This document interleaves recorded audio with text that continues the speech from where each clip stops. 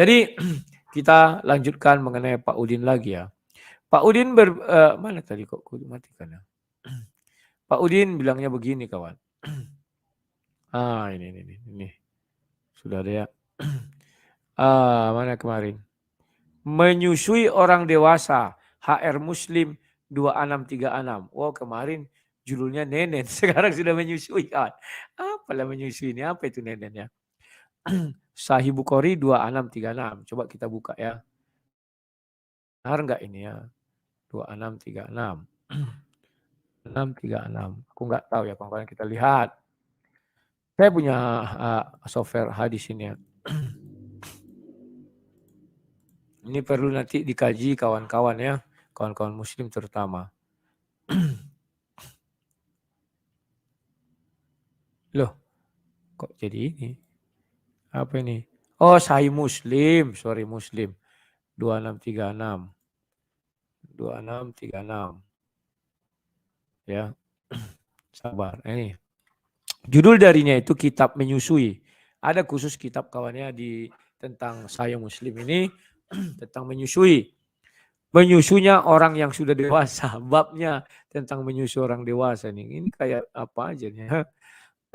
Orang dewasa ternyata bisa menyusu ya kawan-kawannya. Bisa. Saya juga menyusu kawan. Ya waktu kecil juga menyusu ya. Ini. Langsung aja ya. Aisyah dia berkata. Sahlal binti Suhail datang menemui Nabi Muhammad sallallahu alaihi wasallam. Dia berkata, wahai Rasulullah, sesungguhnya saya melihat di wajah Abu Hudzifah ada sesuatu karena keluar masuknya Salim ke rumah. Padahal dia adalah pelayannya. Maka Nabi Muhammad bersabda, susuilah dia. Dia Sahlah berkata, bagaimana mungkin saya menyusuinya padahal dia telah dewasa. Maka Rasulullah SAW terenyum sambil bersabda, sungguh saya telah mengetahuinya kalau dia telah dewasa. Dalam hadisnya Amru menambahkan bahwa dia telah ikut serta dalam perang Badar. Dan dalam riwayatnya Ibnu Abu Umar, lantas Rasulullah SAW tertawa. Ya, jadi ini kata Pak Udin disuruh. Ini kan kitab pernikahan, kalau hadis Sunan Nasai menyusui anak dewasa, dibuat situ anak dewasa. Kalau yang satu lagi orang dewasa, ya. Kalau ini juga begitu hampir sama ya. Aisyah ia berkata, Sahla binti Sulhail menemui Rasulullah dan berkata, saya melihat kemarahan di wajah Abu Hudzaifah karena Salim masuk ke rumahku. Beliau bersabda, susuilah dia. Ia berkata, bagaimana saya menyusuinya sedangkan dia adalah laki-laki dewasa. Kemudian beliau bersabda, bukankah saya tahu bahwa ia adalah laki-laki dewasa? Kemudian ia datang setelah itu dan berkata, demi zat yang mengutusmu dengan kebenaran sebagai nabi, saya tidak melihat satupun di wajah Abu Hudzaifah setelah itu yang tidak saya suka ya. Setelah disusui kawan, mungkin dia tidak dilihat wajahnya yang tidak disukai, contohnya muram. Ya orang udah disusui senang dia kan, gemuk. Kawan-kawan, itulah namanya akhlak mulia. Karena Rasulullah itu berakhlak mulia, tidak mungkin mengajarkan hal yang tidak berakhlak. Jadi kalau itu diberlakukan sekarang, itu akhlak mulia karena dia menyusui orang, artinya memberi vitamin. Contoh saya misalnya bertandanglah ke rumah, katakanlah ke rumah si A ini punya istri yang cantik. Dia harus menyusui saya kalau muka saya murung gini kan, disusui saya langsung saya gembira, ya kan? Tidak nampak sedikit pun tadi begini kan, tiba-tiba gembira. Habis sudah menyusu. Cuman yang saya nggak ngerti di sini, apakah yang menyusukan ini laki-laki atau perempuan? Kalau laki-laki nanti jadi terkesan homo ya. Kalau perempuan, apakah ketika dia menyusui lagi punya bayi? Sehingga kalau nyusui itu kan ada air susunya. Wah, itu bermoral sekali enggak ya? Itu bermoral, akhlak mulia itu kawan ya. Kalau dia tidak ada air susunya, bagaimana ya? Itu menyusui enggak namanya? Kayaknya enggak deh.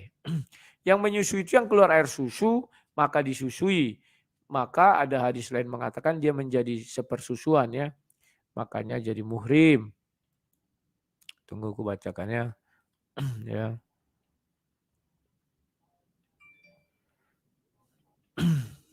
Nah kan, nah ini. Jadi kawan, memang betul kalimatnya begitu. Ini kutunjukkan sama kalian ya. Bahwa dia datang dengan wajah muram ya. Aisyah ia berkata, Sahla binti Suhail datang menemui Nabi dan bertanya, wahai Rasulullah, aku melihat adanya kebencian pada wajah Abu Hudzaifah. Ya, jadi Abu Hudzaifah ini di wajahnya ada kebencian. Ketika Salim masuk menemuiku, Nabi Muhammad SAW bersabda, susuilah ia.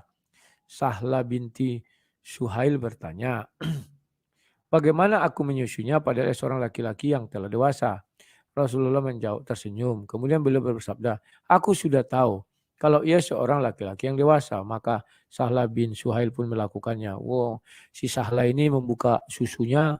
Ya pastilah ya disusui laki-laki ini. Kan begitu kira-kira ya.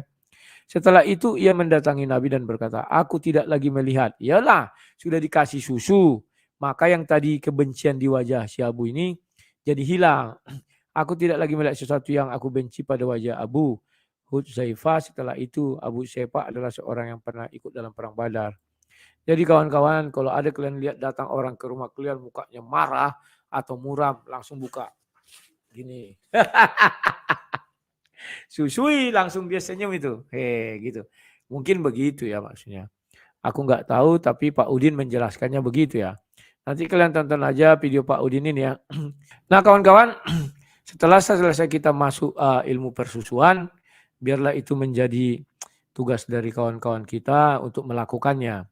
Kalau ada orang datang ke rumah dengan wajah musam atau bengis atau apa, susuilah dia, pasti dia pulang dengan wajah gembira. Tapi kalau yang gembira itu namanya sudah gembira, tempat kami ya, Fanta dikasih susu, itu sudah gembira, Fansu namanya. Kalau itu diminumkan, orang yang murung jadi gembira. Itu mungkin masuknya enggak. Kalau kata Pak Udin, kalau istriku gitu kupal pali gitu kan. Nontonlah nanti. Lawak kawan lawak. Andai kata istriku itu, kata Pak Udin, sudah kuhajar itu sampai mati. Masa disusuinya laki-laki lain katanya kan. Ya, apa mau boleh buat kawan. Itu sudah sebuah akhlak mulia ya. Kalau enggak akhlak mulia kalian bilang itu kan enggak mungkin. Karena Nabi itu, Rasul itu berakhlak mulia kawan. Jadi apa yang dilakukan itu sebuah akhlak yang mulia ya. Dan kawan-kawan akhir-akhir ini aku lihat ada 3 orang murtad itu ya. Wanita semua kawan, cantik-cantik. Yang masih kulihat ya. Saya jadi bertanya-tanya. Kenapa akhir-akhir ini banyak wanita yang mengikut Yesus ya? Tunggu dulu ya. Halo Wadwi. Oke sekarang Pak. Oke ya. Oke, makasih ya. Oke. Jadi kawan-kawan yang kulihat, akhir-akhir ini banyak wanita-wanita cantik-cantik ya menjadi pengikut Yesus. Saya jadi berpikir, apakah mereka sudah mulai pintar ya? Karena mereka tahu bahwa ternyata di surga mereka yang dulu wanita hanya jadi budak seks. Ya. Padahal mereka berharap masuk surga mendapat sesuatu kenikmatan, tapi enggak juga kawan. Mereka tetap dimadu di sana. Akhirnya mereka mungkin memikirkan, ngapain capek-capek di bumi aku setia sama suamiku, sampai di surga aku dimadu. Madunya madu hitam lagi yang pahit itu. Saya lihat itu pemikiran para wanita ini kawan. Ya. Udahlah, terlepas dari benar atau tidaknya Tuhan. Itu mungkin di pikiran mereka. Tetapi yang pasti, aku di dunia berusaha setia sama suamiku. Setelah di sorga aku hanya jadi gundik. Aku hanya jadi di madu. Nah ini kawan. Bagaimana cara membuktikannya itu? Kan dibilang, misalnya saya masuk surga. Istri saya masuk surga. Maka permaisuri saya kan istri saya itu. Paham ya? Itulah queen-nya. Maka saya dapat lagi wanita-wanita lain. Nah wanita-wanita lain ini kawan, ternyata orang-orang yang masuk surga juga. Tapi suaminya di neraka. Paham ya? Jadi orang-orang ini capek-capek masuk surga karena saya punya istri sama-sama masuk surga. Jadi gundik saya lah mereka ini semua. Apa kenikmatannya kawan? Yang nikmat itu bagi istri saya dong. Bahwa saya jadi permaisuri saya dia. Yang lain jadi apa? jadi sampah. Capek kali lah kita kawan kalau ke surga hanya untuk menjadi gundik di sana.